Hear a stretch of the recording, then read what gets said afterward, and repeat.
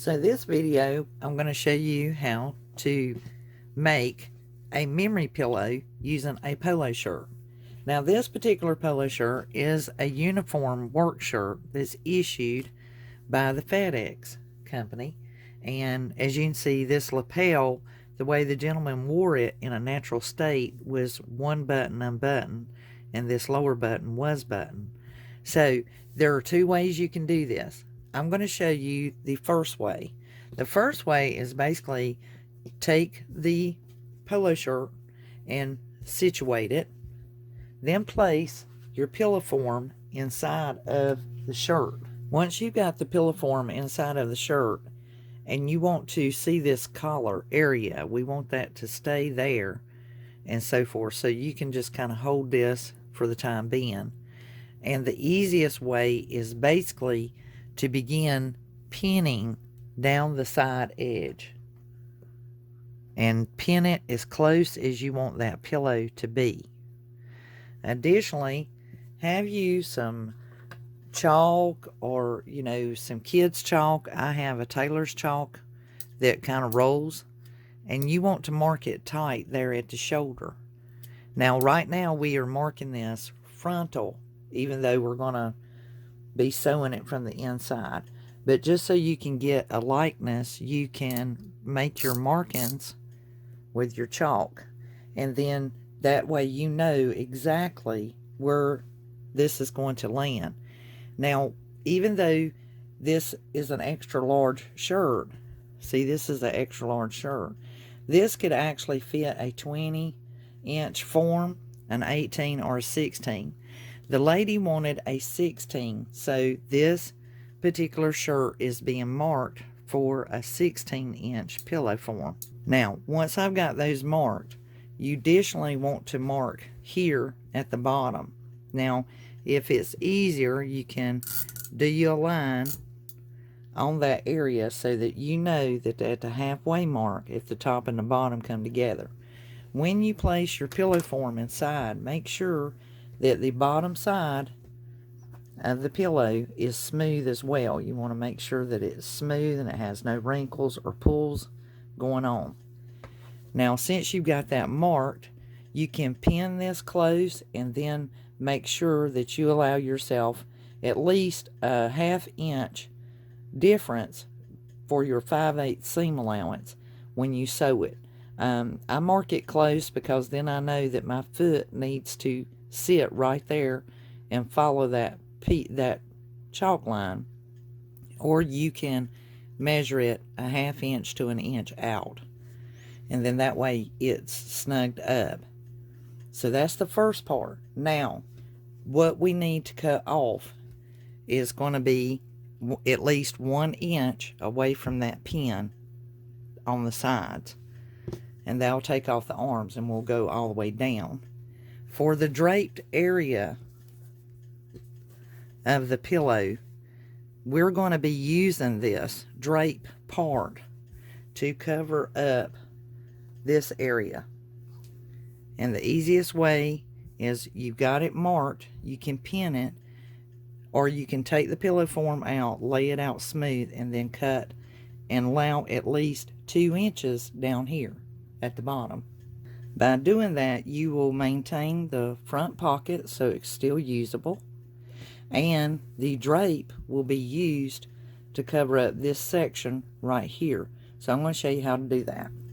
Now, this is the second way that you can make this pillow and cut your shirt to size.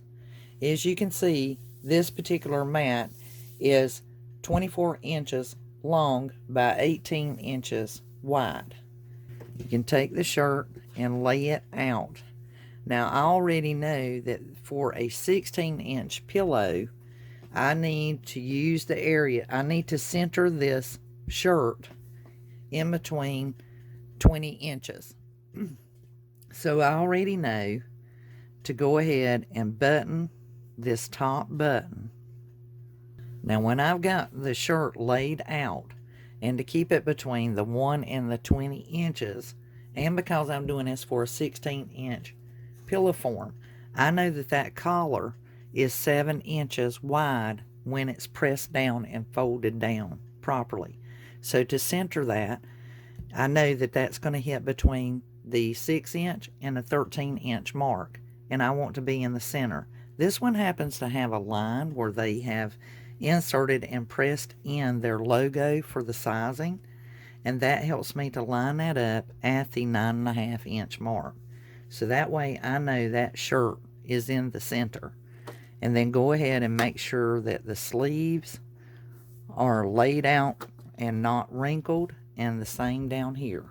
To make sure that I have enough drape down here at the bottom area, I need to take this collar and just kind of fold it forward and push my shirt all the way to the top, because this mat is 18 inches.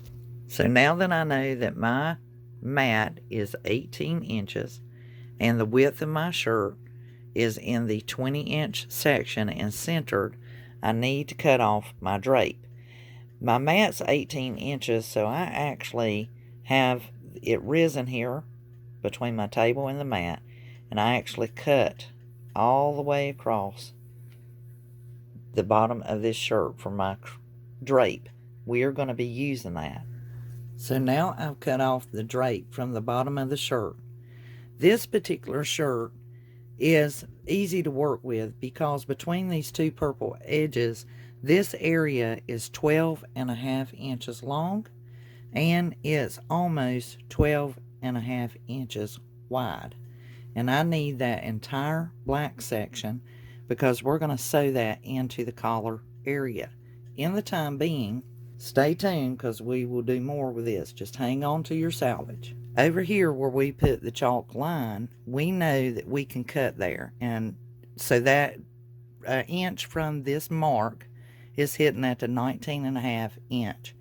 I will cut all the way down that whole piece off, and that will take off the sleeve. On the opposite side, here, I will cut at the actual 1/2 inch mark all the way down and remove that.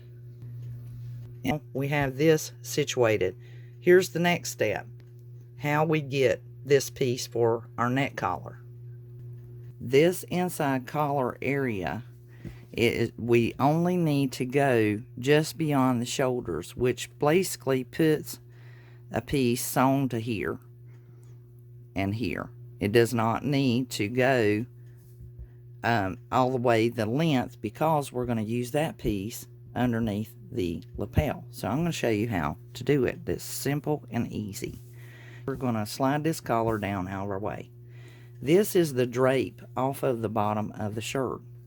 And as I said before, on this particular shirt, it's easy math because they have these two panels here. And this section right here is already the proper length that I need. So basically what I do is right here is the seam where that's put together. And I literally just stay this side of it, and I just take the scissors and straight cut that. And I don't, that way it just goes right up the side. I have my square piece that I have cut. This is the right side of the fabric, and this is the wrong side of the fabric. So this is what you need to do. Now, you've got your shirt, so you want to turn this shirt to make it easier so that you don't have to think about the math per se. And we're going to undo the button on the lapel so that we can get to the collar easier and give us more space. And the piece that we cut out, that's our 12.5 inch section by 12.5, and we need this to be sewn right side to the wrong side of this. So here's the wrong side of the shirt. But in order to keep it from being confusing, I take and I fold my piece, and I just put me a little crease there. Usually you can do it with your fingers. And right here is the center on this particular shirt of this collar. And I need this piece to be right sides to drape over. So I turn it over, and the right side of this fabric to the wrong side of this upside down. And that way you don't get confused. Now I need to pin this piece just beyond this collar stabilizer, and we don't want this flapping around. I usually put a couple of pins right here. Now that we've got that situated, let's roll this over. Since I have it pinned underneath, I now come back here and pin it. That way it doesn't get loose while I'm pinning it. It serves as my extra hands.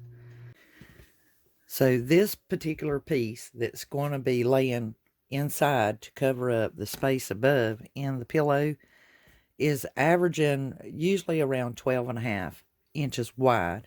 And just to be on the safe side, you want to cut it at least 12.5 inches long. And then that way you will have enough there to work with. Now, the only thing you need to worry about in pinning this is you want to pin this to beyond the shoulders. And that's the only area that really needs to be sewn down in the collar.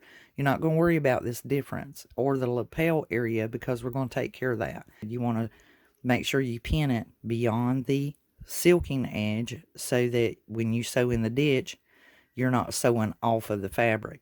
Once we get this stitched down, I'll show you how to handle your lapel closing.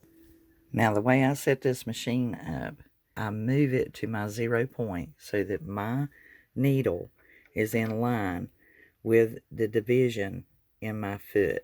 Unless you are using a stitch in the ditch presser foot, you can use your standard foot, and this way that needle is directly in line with that seam, and so this way it is really truly in the ditch, so that when I go ahead and I place my presser foot down, and that will be where I put my needle down, is right in that ditch area. And then I'll toggle, and then I'll also back step, back stitch, and I'll lock that stitch in. Now I am ready to go ahead and start sewing that down, and just go slow, don't go fast. So now we have that sewn down. As you can see, right here's the silking, and then right there's the stitching, and it's just beyond that silking on that shirt. Now whenever we turn this up, that is going to look just perfect, like no difference at all. It's just right there in that collar. You have this nice finished edge, no rawness. And now we have this piece to contend with, and this is for the lapel area. Take your pillow form and place your shirt on it, because it's still open on the sides. It's not closed up yet. Make sure that our square is slid down and not shifted and in place, and make sure that the pillow's looking pretty good so far with the shirt on it. Everything's smooth and looking the way we want it to, and our pocket is looking really good, and it's up on the pillow where we want it. And to make sure this lapel is not flipping and flopping, take and slide your ruler in there, and I will have an affiliate link in the description box for the Omni Grip. This is one of my favorite rulers. This one glows. It's yellow and bright.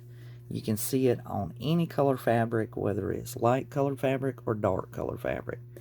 And this one is the 4 inches wide by 14 inches long, and it is one of my most used tools.